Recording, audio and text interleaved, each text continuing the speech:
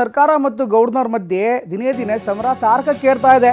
Priyank Kharge MB Patil ವಿರುದ್ಧ ಕೂಡ ಈಗ ತನಿಖೆಗೆ ಆದೇಶವಾಗುತ್ತಾ ಈ ಒಂದು ಪ್ರಶ್ನೆ ಎದುರಾಗ್ತಾ ಇದೆ. ದಿನೇ ದಿನೇ ಗೌರ್ನರ್ ವರ್ಸಸ್ ಗೌರ್ಮೆಂಟ್ ಅನ್ನುವಂಥ ವಿಚಾರ ಹೊಸ ಹಂತಕ್ಕೆ ಹೋಗ್ತಾ ಇದೆ. ಈಗ ಪ್ರಿಯಾಂಕ್ ಖರ್ಗೆ ಮತ್ತು ಎಂಬಿ ಪಾಟೀಲ್ ವಿರುದ್ಧವೂ ಕೂಡ ತನಿಖೆಗೆ ಆದೇಶವಾಗುತ್ತಾ? ಖರ್ಗೆ ಕುಟುಂಬದ ವಿರುದ್ಧ ತನಿಖೆಗೆ ಆದೇಶ ಸಾಧ್ಯತೆ ಇದೆ ಅಂತ ಮಾಹಿತಿಗಳು ಬರ್ತಾ ಇದೆ. ಇದೇ ರೀತಿ ಕೆಎಡಿಬಿ ಭೂಮಿ ಹಂಚಿಕೆ ವಿಚಾರವಾಗಿ ಕೂಡ ತನಿಖೆಗೆ ಆದೇಶ ಹೊರಬೀಳುವಂಥ ನಿರೀಕ್ಷೆ ಇದೆ. ಖರ್ಗೆ ಕುಟುಂಬದ ಟ್ರಸ್ಟ್ಗೆ ಕೆಐಡಿಬಿ ಭೂಮಿ ಹಂಚಿಕೆಯನ್ನು ಮಾಡಲಾಗಿತ್ತು. ಅದರ ಜೊತೆಗೆ ತರಾತುರಿಯಲ್ಲಿ ಭೂಮಿ ಹಂಚಿಕೆ ಮಾಡಿರುವಂಥ ಶಂಕೆ ಕೂಡ ಇದೆ. ಇದೇ ವಿಚಾರವನ್ನು ಬಿಜೆಪಿ ನಾಯಕರು ದೂರುದಾರರು ಪ್ರಶ್ನೆ ಮಾಡಿದರು.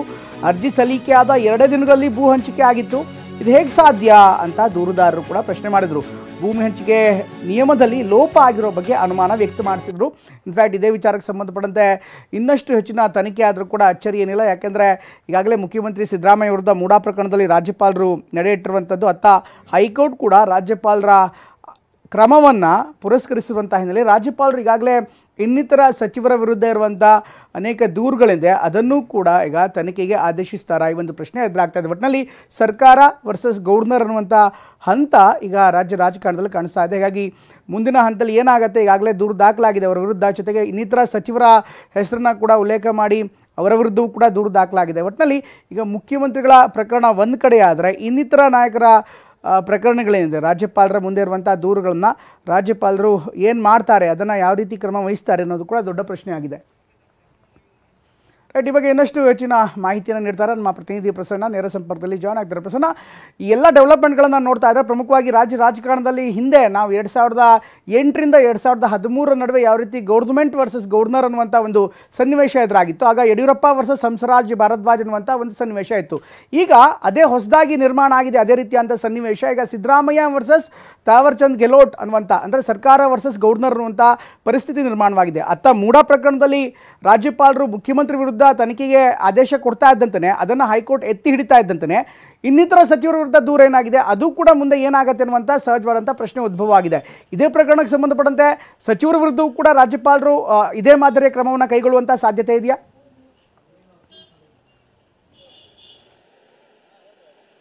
ಪ್ರಮೋದ್, ನಿನ್ನೆ ಹೈಕೋರ್ಟ್ ನೀಡಿರುವಂತಹ ತೀರ್ಪೇನಿದೆ ಇದು ರಾಜ್ಯಪಾಲರಿಗೆ ಒಂದು ರೀತಿಯಲ್ಲಿ ಶಕ್ತಿ ಕೊಟ್ಟಂತಾಗಿದೆ.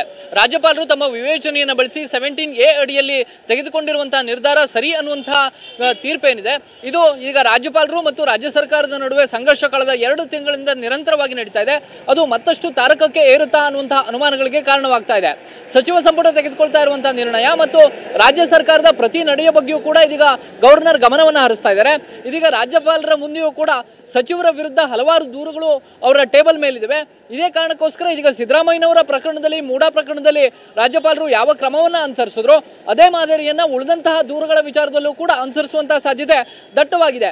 ನಿನ್ನೆಯ ತೀರ್ಪಿನ ಆಧಾರದ ಮೇಲೆ ರಾಜ್ಯಪಾಲರು ತಮ್ಮ ವಿವೇಚನೆಯನ್ನ ವಿಶೇಷ ಪ್ರಸಂಗಗಳಲ್ಲಿ ಬಳಸಬಹುದು ಅನ್ನುವಂತಹ ತೀರ್ಪೇನಿದೆ ಇದು ಇದೀಗ ರಾಜ್ಯಪಾಲರು ಮತ್ತಷ್ಟು ದೂರುಗಳ ಬಗ್ಗೆ ಹೆಚ್ಚು ಕೇಂದ್ರೀಕೃತವಾಗಿ ಗಮನ ಹರಿಸಬಹುದು ಅನ್ನುವಂತಹ ಅನುಮಾನಗಳಿಗೆ ಕಾರಣವಾಗ್ತಿದೆ.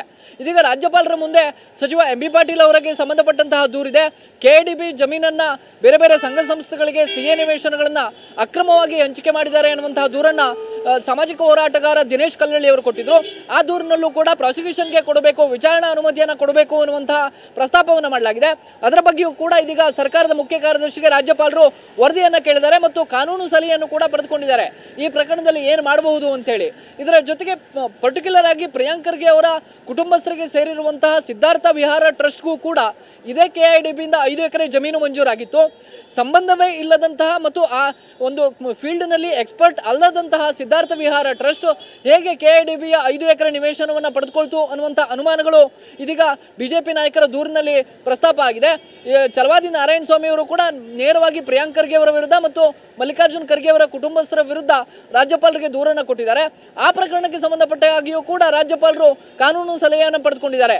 ಈ ಪ್ರಕರಣದಲ್ಲಿ ಏನ್ ಮಾಡಬಹುದು ಮತ್ತು ಏನೆಲ್ಲ ಲೋಪದೋಷಗಳಾಗಿದ್ದಾವೆ ಅಂತೇಳಿ ರಾಜ್ಯಪಾಲರಿಗೆ ಕಾನೂನು ತಜ್ಞರು ಕೊಟ್ಟಿರುವಂತಹ ಸಲಹೆ ಪ್ರಕಾರ ಕೇವಲ ಅರ್ಜಿ ಸಲ್ಲಿಸಿದ 2 ದಿನದಲ್ಲಿ ಕೆಐಡಿಬಿಯಿಂದ 5 ಎಕರೆ ಜಮೀನು ಮಂಜೂರಾಗೋದಕ್ಕೆ ಹೇಗೆ ಸಾಧ್ಯ ಅನ್ನುವಂತಹ ಒಂದಷ್ಟು ಅನುಮಾನಗಳನ್ನ ವ್ಯಕ್ತಪಡಿಸಿದ್ದಾರೆ.